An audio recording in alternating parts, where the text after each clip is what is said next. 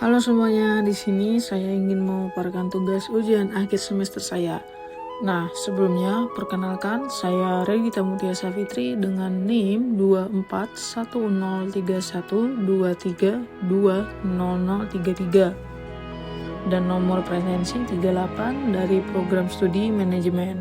Nah, dalam video ini saya akan membahas dan menjelaskan jawaban dari beberapa soal UAS yang telah diberikan.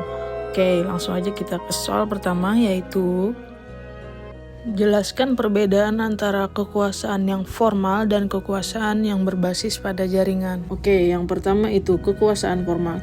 Kekuasaan ini bersumber dari posisi atau jabatan resmi seseorang dalam sebuah hierarki.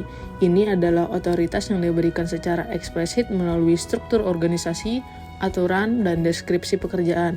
Misalnya, seorang CEO, seorang manajer departemen, atau bahkan seorang kepala divisi. Mereka punya kekuasaan untuk mengambil keputusan, memberikan perintah, mendelegasikan tugas, dan mengendalikan sumber daya karena memang itu adalah wewenang yang melekat pada jabatan mereka. Orang-orang di bawah mereka diharapkan untuk mengikuti arahan ini karena ada mekanisme dan aturan yang mendukungnya. Sumbernya jelas dari ke atas ke bawah sesuai bagian organisasi yang terstruktur. Nah, sedangkan kekuasaan berbasis jaringan atau sering juga disebut kekuasaan informal ini jauh lebih dinamis karena tidak melekat pada jabatan. Kekuasaan ini muncul dari hubungan, koneksi, reputasi, dan pengaruh interpersonal yang dibangun oleh seseorang. Bayangkan seorang karyawan senior yang mungkin tidak punya jabatan tinggi tapi sangat dihormati oleh rekan-rekannya. Sering dimintai nasihat karena pengalamannya yang luas atau dia punya banyak kenalan di berbagai departemen yang bisa ia hubungi. Orang ini punya kekuasaan. Kenapa? Karena dia bisa memengaruhi keputusan, dia bisa menggerakkan orang, atau dia bisa menghubungkan pihak-pihak yang berbeda hanya berdasarkan kepercayaan dan relasi yang dia bangun.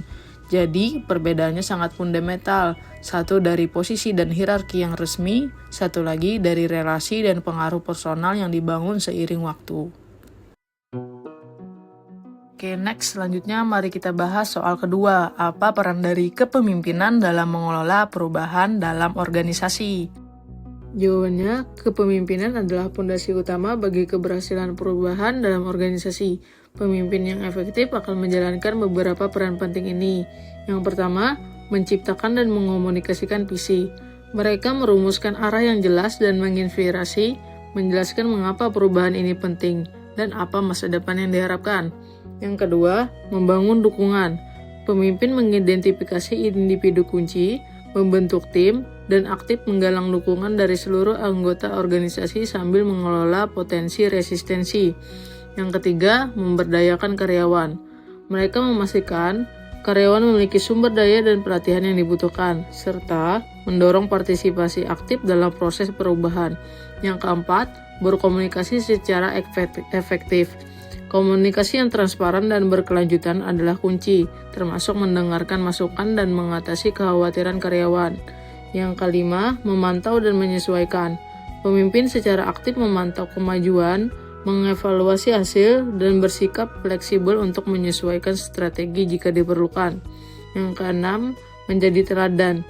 Mereka menunjukkan komitmen pribadi terhadap perubahan dan membantu membentuk budaya organisasi yang mendukung visi baru. Singkatnya, pemimpin berperan sebagai nahkoda yang membantu organisasi melewati badai perubahan, memastikan semua pihak memahami tujuan, termotivasi, dan siap beradaptasi. Next, soal ketiga, jelaskan perbedaan antara komunikasi verbal dan non-verbal. Komunikasi verbal adalah proses penyampaian pesan menggunakan kata-kata, baik secara lisan maupun tertulis. Ciri-cirinya, yang pertama menggunakan bahasa sebagai medium utama, yang kedua dapat berupa ucapan langsung, percakapan, presentasi, dan pidato. Yang ketiga juga mencakup komunikasi tertulis seperti email, pesan teks, buku, dan artikel, dan yang terakhir struktur pesan cenderung lebih tersusun dan eksplisit. Sedangkan komunikasi nonverbal adalah proses menyampaikan pesan tanpa kata-kata, melainkan menggunakan gerakan tubuh, ekspresi wajah, kontak mata, intonasi suara, dan elemen lainnya. Ciri-cirinya yang pertama, tidak menggunakan kata-kata secara langsung. Yang kedua, lebih bersifat spontan dan kadang tidak disadari. Dan yang terakhir, seringkali digunakan untuk memperkuat atau mengontraskan pesan verbal. Yang terakhir adalah sebuah kasus. Kasusnya, sebuah perusahaan memiliki masalah dengan kinerja karyawan yang tidak sesuai dengan harapan. Bagaimana cara perusahaan tersebut meningkatkan pengawasan kinerja karyawannya? 5 langkah strategis yang bisa dilakukan perusahaan dalam meningkatkan pengawasan kinerja karyawan. Yang pertama, menetapkan harapan kinerja yang jelas dan terukur. Setiap karyawan harus memahami dengan pasti apa tugas dan tanggung jawabnya, target yang harus dicapai, serta standar kualitas dari setiap pekerjaan yang dihasilkan. Dengan kejelasan ini, penilaian kinerja akan menjadi lebih objektif dan transparan, meminimalkan kesalahpahaman dan meningkatkan akuntabilitas. Yang kedua, menerapkan sistem pemantauan dan pelaporan kinerja secara rutin. Pengawasan bisa dilakukan melalui laporan harian atau mingguan yang terstruktur. Penggunaan software manajemen kinerja untuk melacak proses secara real time dan juga melakukan observasi langsung oleh atasan. Tujuannya bukan mencari-cari kesalahan, tapi untuk memantau perkembangan kerja, mengidentifikasi hambatan, dan memberikan dukungan secepat mungkin. Yang ketiga, memberikan umpan balik dan evaluasi secara berkelanjutan. Evaluasi kinerja tidak boleh hanya dilakukan setahun sekali. Sebaiknya dilakukan secara berkala dan konsisten, dengan feedback yang spesifik, konstruktif, dan tepat waktu. Sesi coaching atau diskusi pribadi antara manajer dan karyawan sangat penting untuk membimbing, mengembangkan, dan memotivasi, bukan sekedar menilai. Yang keempat, menyediakan pelatihan dan pengembangan yang relevan. Jika kinerja disebabkan oleh kurangnya keterampilan, maka perusahaan wajib menyediakan pelatihan teknis, workshop, atau program mentoring yang sesuai. Pelatihan ini harus disesuaikan dengan kebutuhan spesifik masing-masing individu agar benar-benar berdampak terhadap peningkatan kinerja. Dan yang terakhir yaitu langkah kelima, membangun budaya akuntabilitas dan penghargaan. Karyawan yang tidak mencapai target harus menghadapi konsekuensi yang adil dan transparan.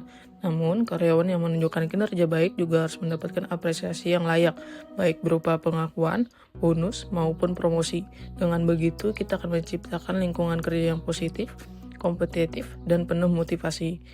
Demikian 5 langkah strategis yang dapat diterapkan untuk meningkatkan pengawasan kinerja karyawan. Saya harap penjelasan yang detail dan menyeluruh ini bisa memberikan pemahaman yang lebih mendalam dan tentunya sangat bermanfaat bagi kita semua, khususnya dalam persiapan menghadapi dunia kerja nanti. Terima kasih banyak atas perhatian dan waktu kalian yang sudah menonton video ini sampai akhir.